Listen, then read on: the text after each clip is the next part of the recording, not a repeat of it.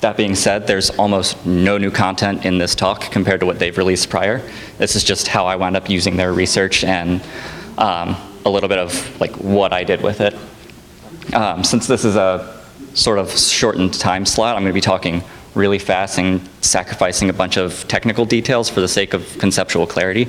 So if you notice something wrong, it's probably intentional. You can yell at me later. I probably won't care. But notice that the resources at the end of the talk will point you in the right direction for that.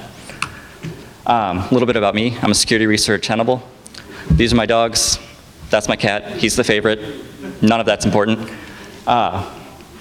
So for those that aren't familiar with dynamic libraries, I'm going to give a quick overview. I know we have some IT folks rather than developers in here, so I'll give just a quick conceptual overview of that, talk about hijacking them in general, and then talk about how I wound up automating the process. So dynamic libraries, for macOS specifically, it's important to know the macOS application structure. I won't really touch on it too much in this talk, but if you go to actually implement any of this on your own, this will become important. Really, all you need to know is that all macOS applications are special bundles. All that means is it's a directory with a very specific structure. So you'll have a contents folder, all of your frameworks somewhere, resources, and then there's going to be a special directory for macOS where all of your actual applications are launched from. Dynamic libraries, for those that are aware, also known as shared libraries, shared objects. All they are external resources that are loaded at runtime. Nothing else fancy. macOS inherits BSD style format. You'll typically see these implemented as frameworks, which are themselves special bundles that the operating system knows to traverse that special structure and load things properly. To load a dynamic library on macOS, it's all handled by a special daemon called DYLD. All you need if you want to load a library, first off, has to exist. You got to have some search paths to find it, and you need some load commands. All of these are added at compile time, and you can use certain tools such as OTool or NM or any other variety of those to actually parse them and grab out these load commands. The actual hijacking process. I'm going to start with a brief introduction of DLL hijacking just because this is a dead horse that's been beaten over and over. People already understand it. Not going to read off the slide here, but more or less, when Windows launches an executable, if an external resource is needed, it'll go through all of the search paths in order. If it doesn't exist in the first, it'll check the second. If it doesn't exist in the second, it'll check the third, so on and so forth. The way you can actually hijack these is if you find a gap in that search path, you can put your library first in the search path so it's loaded instead of the desired one. For macOS, exactly the same process, except you can do it a little bit easier by parsing these load commands. So anytime you see these lc load dylib commands or lc load weak dylib or any of the other load functions, it's going to go down and find special rpath commands that specify what all the relative paths are. One thing I want to touch on here, I'm going to mention rpath a lot. If you're from a more Unixy background, rpath does mean something special in a different context. Here, when I say it, more or less all I'm referring to is a special, like, relative to the current directory path. There are special things called executable path and loader path. Not necessarily important for this talk, but you will see them pop up in a couple of my slides. Vulnerable functions. Vulnerable in this context is sort of misleading because when people see vulnerable, they typically think, oh, flaw that needs to be fixed. We're not really, there's nothing inherently wrong with the functionality we're abusing because it's intended. So keep that in mind because there's a lot of ways you can use this technique for good rather than just abusing an application. The two commands that we'll look at are lc load dylib and lc load weak dylib. They both iterate over all of the rpaths, and you can search in order. The distinction between the two is the first one, if it doesn't find a library, it throws an exception and the application will exit. The second, if the library doesn't exist, it doesn't care. The execution will continue. So quick note on that. Sometimes, whether for backwards compatibility or functionality that doesn't exist without paid extensions or whatever, you'll see developers use load weak dylib instead, which, there's the typo on the slide, basically allows you to use this extra functionality, not necessarily a problem if the library doesn't exist. The important thing to note is if it doesn't exist and it's not necessarily a dynamic RPath that's being searched, you can still put your own in and it will be loaded. Now for the actual LC load dylib, if you can see at the top of the little screenshot there, it says load command 43, 44, 45, so on down. All of these are run in order by DYLD as the application is launched. So when it looks for this lib swift xpc dylib, it's going to check that first /user/lib/swift directory first. If it doesn't exist, it'll check the next one. So if there are any gaps in this path, you can abuse that and put it in an earlier path. An example application I wrote for this, just for clarity's sake, we've got tiny example, that's the binary that we're going to target. We've got dylib to hijack, and then we've got an empty nested folder /frameworks. The application's very simple. It has an external call to a print message function, and it calls it a few times. The library that we're going to hijack just defines this. It's just a wrapper for printf, just for simplicity. And then from this example application, we can see it loads this dylib, and it loads it from rpath/dylib to hijack. If you look in the second screenshot on this slide, you've got the first one checking that nested folder, which we know it doesn't exist in, and the second path checking the first frameworks folder that we know it does exist in. So we take a look at that, we know that this is a vulnerable hijack point. So if we put a rogue library in this path, ours will be loaded instead of the real one. I'll talk about how we actually do that here in just a second. I'll get back to that. So automating the process, some of this is the only original part of this talk. It's pretty simple, mostly because macOS has all of the tools you need to actually do this built in. You just have to script it.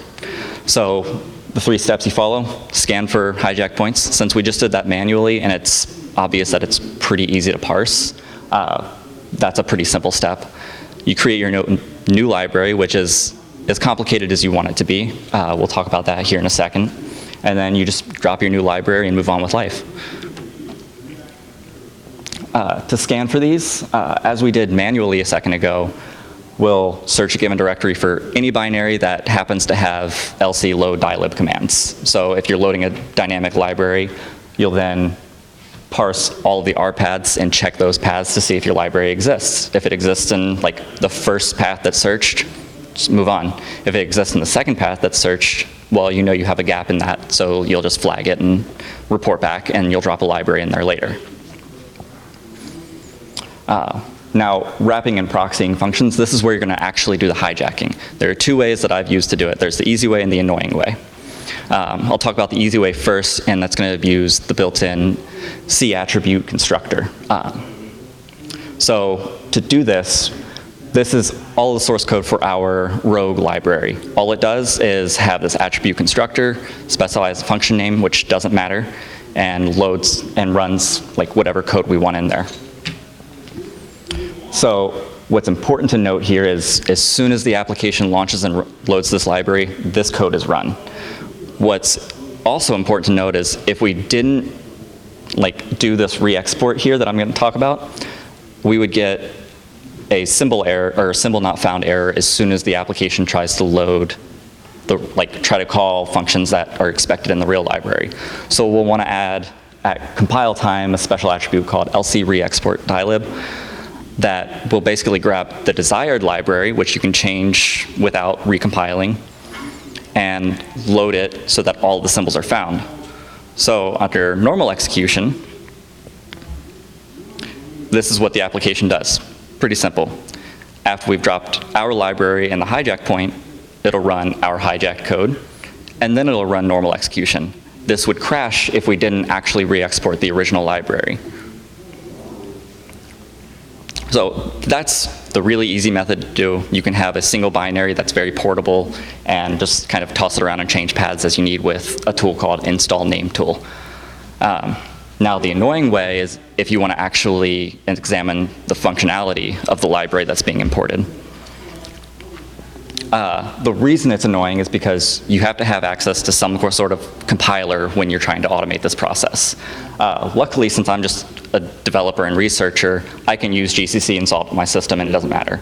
If you were a malware author or someone on a red team trying to actually automate this process, you'd have to package some sort of compiler with your code and then ship that off to actually do the scanning.